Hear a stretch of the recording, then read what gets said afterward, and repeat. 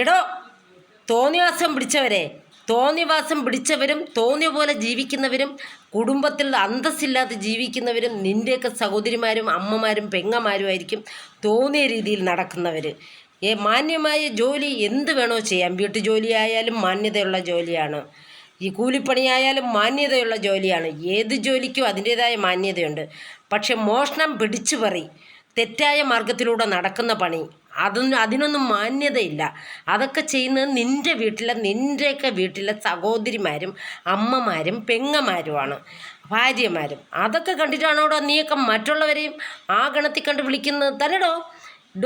ഇവിടെ ഇലക്ട്രിക് പണിക്കും പ്ലംബിംഗ് പണിക്കും ഉള്ളതാണ് കൊടുത്തിരിക്കുന്ന പരസ്യം.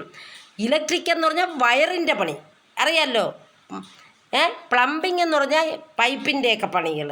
ഇവിടെ അതിൻ്റെ പരസ്യമാണ് കൊടുത്തിരിക്കണം. അത് കണ്ടിട്ട് ഓരോന്നൊക്കെ വിളിക്കണം. ഇതാ പറഞ്ഞേക്കാം, മേലിൽ ഈ ഒറിജിനൽ ഇലക്ട്രിക്കിൻ്റെയും പ്ലംബിങ്ങിൻ്റെയാണ് കൊടുത്തിരിക്കുന്നത്, നിൻ്റെയൊക്കെ ഉദ്ദേശത്തിലുള്ളതല്ല. മേലിൽ എൻ്റെ കമൻറ്റ് ബോക്സിൽ തെറ്റായ ഒരു കമൻറ്റ് പോലും ഇട്ടു പോകരുത്.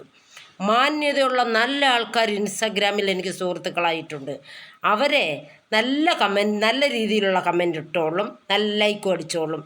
ഈ തെറ്റായ അലന്ന് സംസ്കാരമുള്ള കുടുംബത്തിലുള്ള നീയൊക്കെ എൻ്റെ കമൻറ്റ് ബോക്സിൽ കമൻ്റ് ഇട്ട് പോകരുത്. തെറ്റായ കമൻ്റ് ഇട്ടാൽ ഞാൻ ആ വ്യക്തിയെ കണ്ടുപിടിച്ച് പോലീസിൽ ഏൽപ്പിക്കുന്നതായിരിക്കും. വേണ്ടാത്ത കമൻ്റ് ഇനി എൻ്റെ കമൻറ്റ് ബോക്സിൽ ഇട്ട് പോകരുത്, പറഞ്ഞു കേട്ടല്ലോ. അതുപോലെ തെറ്റായ ഉദ്ദേശത്തോടെ ഫോണും വിളിച്ചു പോകരുത്.